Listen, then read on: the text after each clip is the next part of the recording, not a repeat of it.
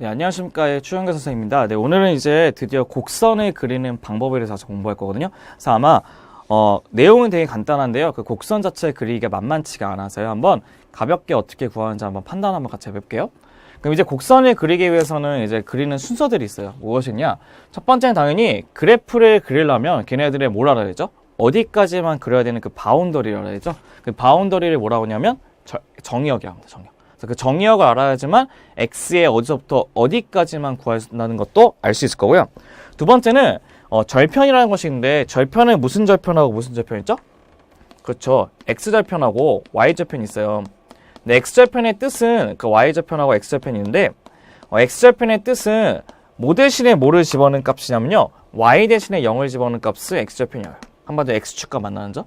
두 번째는 y절편은 x 대신에 0을 집어넣어서 무슨 값이죠?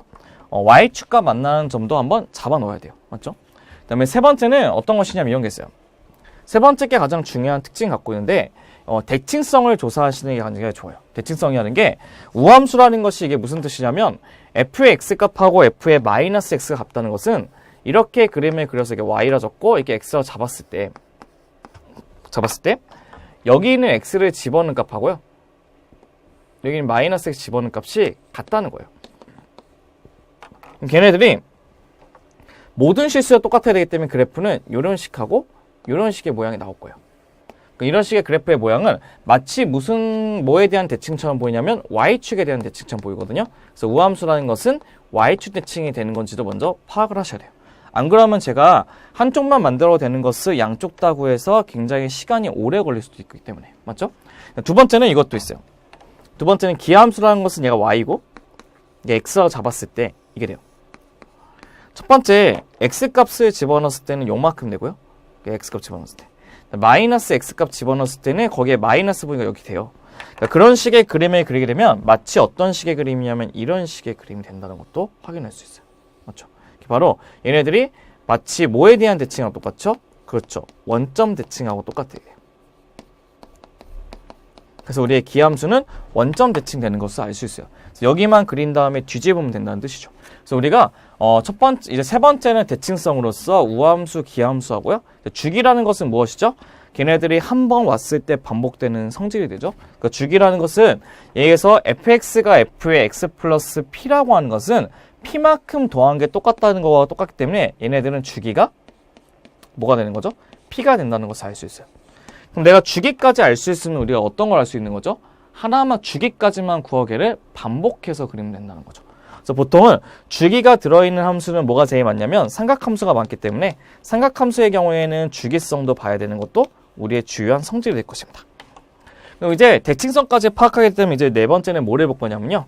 점근선을 가까이 볼 거예요. 점근선이라는 것은 점점 가까이 가는 선을 점근선이라고 얘기하는데요. 이런 게 있어요. 예를 들면 우리가 x가 보통은 무한대로 가거나 아니면 리미트 x가 올라가거나 마이너스 무한대로 갈 때 fx하고 fx를 구할 수도 있는 거고 아니면 아싸리 얘네들 같은 경우 이제 뭐죠? 무수히 갔을 때 어디에 가까이 가는 이쪽 점근선 얘기하는 거죠. 맞죠? 수평 점근선. 그다음에 얘네들 같이 두 번째는 리미트의 x가 뭐 a 마이너스 fx로 가나 마이너스 fx 가나 그다음에 리미트의 x가 이제 어떻게 되죠? a 플러스 fx 가는 경우 있죠. 그런 게 어떻게 되죠? 어느 한 점에 가까이 갔을 때는 그러니까 연직점근선이죠. 그러니까 그 수평점근선하고 연직점근선도 구할 수는 있어야 될 텐데 보편적으로 말씀드리면요. 얘네들의 연직점근선은 보통 지수함수, 로그함수일 때 많이 쓰고요. 지수함수, 로그함수일 때 많이 쓰고요. 지수함수나 로그함수. 그다음에 수평점근선은 보통 언제 쓰냐면요. 분수함수일 때 많이 씁니다. 그냥 분수함수에는 x가 그 분모가 0이 되는 값이 존재 안 하기 때문에요. 우리가 수직점근선하고 연직점근선이 언제쯤 많이 쓰는 것도 기억해두는 문제 풀기 편하거든요. 그 다음에 여기 있는 다섯 번째에는 증가감수구는 어떻게 하냐? 우리가 앞에서 배웠듯이 한 번 미분했을 때 0보다 크게 되면 그는 증가죠.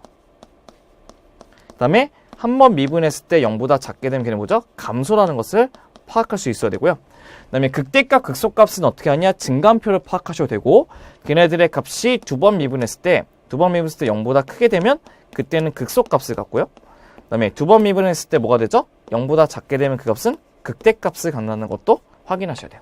그래서 얘처럼 극대극소값이 뭐가 되는지도 파악하셔야 되고, 그 다음에 7번째는 이제 무엇을 볼 것이냐? 7번째는 볼록성을 볼 거예요. 볼록성. 네, 볼록성을 보기 때문에 어떤 거냐면 첫 번째는 어떤 것이냐? 볼록성은 한 번 미분했을 때 두 번 미분했을 때 0보다 크게 되면 어디로 볼록이죠? 아래로 볼록을 뜻하고요. 그 다음에 두 번 미분했을 때 0보다 작으면요. 뭐가 되죠? 위로 볼록이죠. 그래서 우리가 그 사이에 뭐가 되는 점, 두 번 미분했을 때 0 되는 점. 근데 부호 변동이 있어야 돼요. 그 점을 뭐라고 하죠? 변곡점이라고 얘기합니다. 네, 거기까지 된다는 것도 기억하시고, 그 다음에 증간표를 완성시키신 다음에 증간표에 맞춰서 곡선을 그리시면 되는 겁니다.